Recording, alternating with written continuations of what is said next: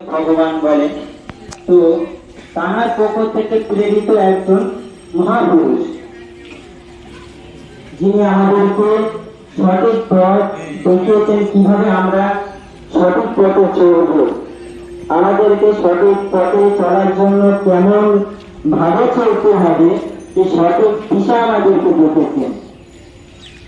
তিনি হচ্ছেন নবী। তিনি রবিউল আউয়াল মাস, আরবি মাস অনুযায়ী এই রবিউল আউয়াল মাস, যেটা বিশ্ব নবী দিবস আমরা বলে থাকি, উদযাপন করে থাকি। আরবিয়ান, আরবি ভাষায় কথা বলে তাদেরকে আমরা বলে থাকি আরবি ভাষী। এবং আমরা যে অনারবি, অর্থাৎ আমরা হচ্ছে আজমি। তো মক্কা শহরে তিনি জন্মগ্রহণ করার আগে, তারা জন্মগ্রহণ করার কিছু অলৌকিক ঘটনা ঘটেছিল। সর্বপ্রথম তার বাবা, অর্থাৎ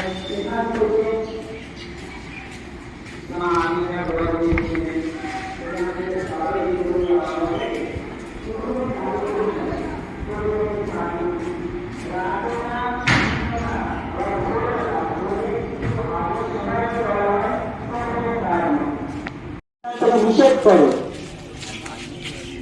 তাহলে তোমরা চিরকাল অবস্থায় মধ্যে সঠিক পথ তোমরা খুঁজে পাবে। তারা আরো যদি হাদিসের কথা বলি, তিনি একটা জিনিস সবাই সমস্ত মানুষকে বলেছেন, ইমান। ইমান বলতে বিশ্বাস, ইমান বলতে ইমান। আর মানুষের মধ্যে ইমান তখনই আসবে পূর্ণ, যখন তার মধ্যে লজ্জা জিনিসটা আসবে। লজ্জা, হাদিস আল হায়াউ শুবাতুম মিনাল ঈমান, প্রত্যেক মানুষের জন্য বলা হয়েছে যে লজ্জা, তোমরা লজ্জা করো। লজ্জা হলো ইমানের একটি বড় অঙ্গ। যার মধ্যে লজ্জা আছে, তার মধ্যে ইমান আছে, তার মধ্যে নম্রতা আছে, তার মধ্যে ভদ্রতা আছে। আজ আমরা এখানে যারা আছি ছাত্ররা, আরো 1 বছর পরে যারা 12-এ আছে তারা চলে যাবে কলেজে, যারা 5-এ আছে তারাও একদিন 12-এ উঠবে। তারপরে এখান থেকে আমরা সবাই চলে যাবো যে যার মতো। কেউ কলেজে ভর্তি হবো, কেউ হয়তো পড়াশোনাও করবো না।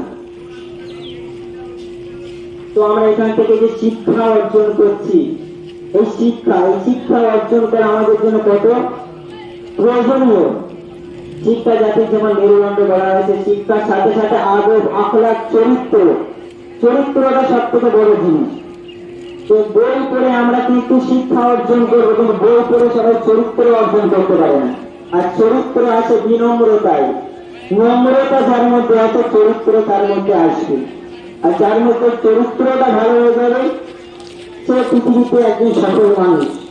যেমন আমরা বিশ্বনবীকে নিয়ে আজ আলোচনা করছি, তার চরিত্রের নেতা সমস্ত মানুষকে দিচ্ছি, যাতে করে মানুষেরা সেই চরিত্রটা শুনে নিজেদের জীবনে রূপান্তরিত করে সঠিকভাবে চলতে পারে। আজ তোমরা যদি বড় বড় যখন চরিত্রবান মহামানবের জায়গা অর্জন করতে পারবে, তখন তোমাদেরকে নিয়েও মানুষ নিতে আসবে। তো একজন কবি তার কবির ভাষায় বলেছিলেন, যখন তুমি এসেছিলে ভাবে, কেঁদেছিলে তুমি, হেসেছিল সবে, এমন জীবন করিয়ে যখন মরবে হাসিবে তুমি, কাঁদিবে ভুবে। তো জীবন এমন ভাবে, চরিত্রটাকে এমন ভাবে বানাতে হবে, আহসানুল আখলাক মানে সুন্দর, মানে অতি সুন্দর চরিত্রটাকে গঠন করো, যাতে করে তুমি যখন দুনিয়া থেকে চলে যাবে, এরকম আরো সমস্ত ছাত্ররা কোন স্কুলে, বড় বড় গ্রামে গ্রামে তোমাকে নিয়ে সবাই আলোচনা করে, তিনি একজন মহামানব ছিলেন, তার চরিত্র এখন তোমরাও শুনে রেখে দাও, তোমরা তাদের চরিত্রটাকে অনুসরণ করো। তো নবী সম্পর্কে বলতে গেলে অনেক কথাই মনে আসে, অনেক কথাই বলে তো শেষ হবে না। তো কিছু কিছু হিন্ট, যেমন তোমরা সঠিকভাবে চলার জন্য যে কটা কথাবার্তা বলার আছে, যেমন সঠিক কাজে আদেশ করা মানুষকে। কেউ দেখা যাচ্ছে একটা দুস্থ গরিব মানুষ, তোমরা দেখতে পাচ্ছ, তাকে সাহায্য করো। একদিন দেখতে পাচ্ছ দুর্বল ব্যক্তি একজন সবল তাকে অত্যাচার করছে, এই দুর্বল ব্যক্তির পাশে দাঁড়াও, তার সহায় হও, ভালো কাজ করো, মোট কথা ভালো কাজ। গালাগালি করো না, বড়দেরকে সম্মান করো, ছোটদেরকে স্নেহ করো। এই সমস্ত কাজ যদি তোমরা জীবনে তোমাদের জীবনে রূপান্তরিত করতে পেরেছো, তখনই কিন্তু তোমরা মহা